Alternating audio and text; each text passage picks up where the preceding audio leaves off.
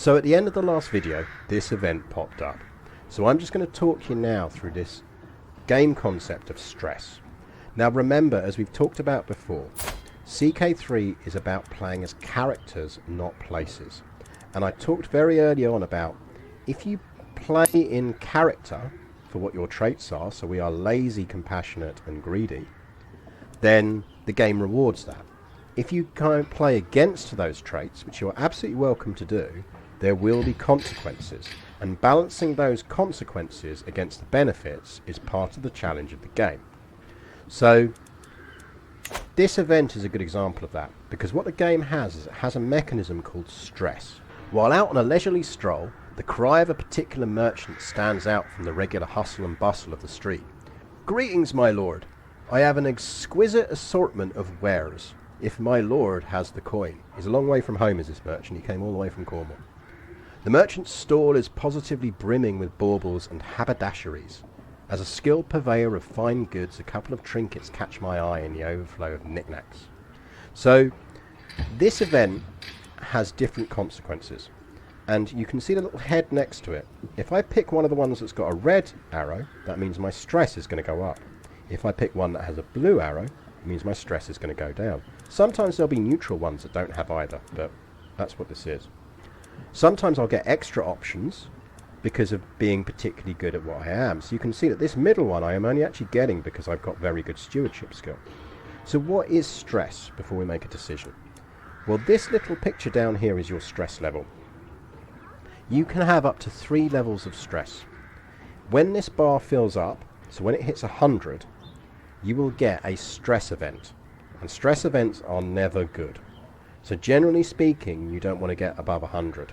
If you get really stressed and don't do anything about it, you'll hit 200. If you get a worse event, if you hit 300, you're going to get an even worse event. You might even die. Or you might just decide to fiddle while your entire kingdom burns. It is an event that can happen. So mostly you're trying to look as a character to balance the stuff that gives you stress against the stuff that doesn't give you stress.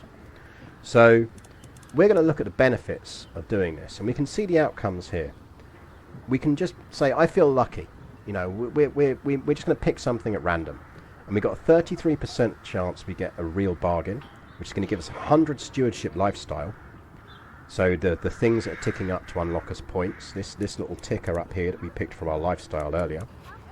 A 44% chance, which is based on our ability, to lose 15 ducats, which is why I was saying it's always critical to keep some money in the bank.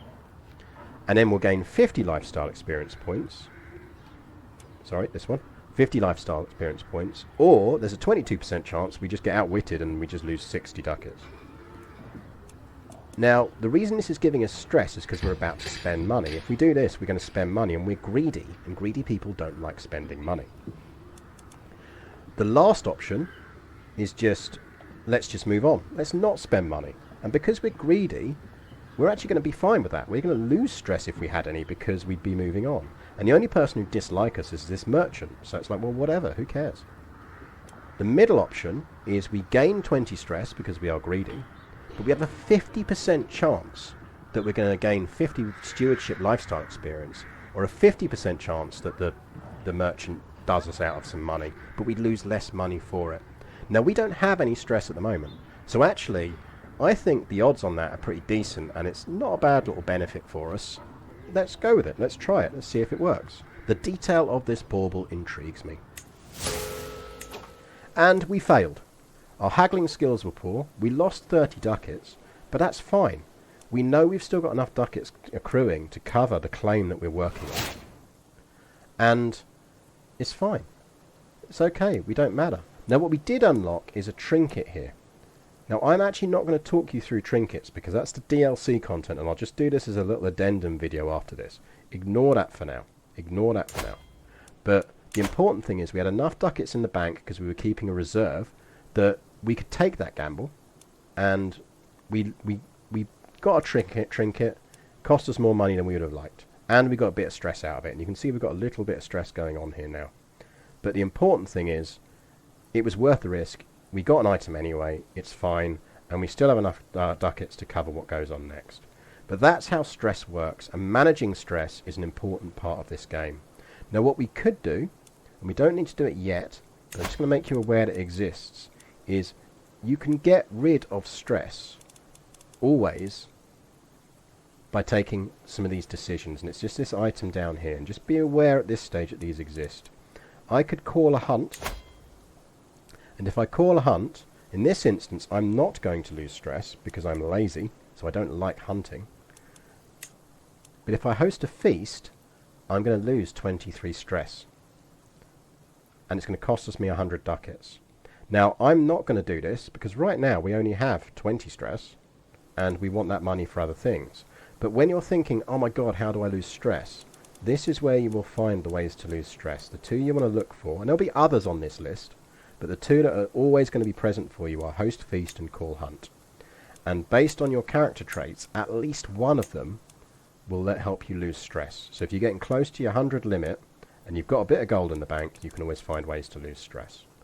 So that is how stress works. Now, I'm going to unpause and carry on with this game for a bit, and we'll get to the point where our claim fires, and that's where we'll start this next video off. So we're just going to let this run and run while we're talking about things. So again, there's events and things firing up here. Don't worry about them at the moment. This one is because this chap up here is some kind of tribal ruler, and he's actually doing us a bit of a favour because he's raiding the territory of the guy we want to start a war with. And that's going to be doing damage to his territory. We're getting a notification because technically he's raiding the Byzantine Empire, and that is us. Now if he comes near us, we're going to have issues. We're going to be annoyed, but hopefully he kind of swings around that way a bit. But there we go. We have our claim manufactured.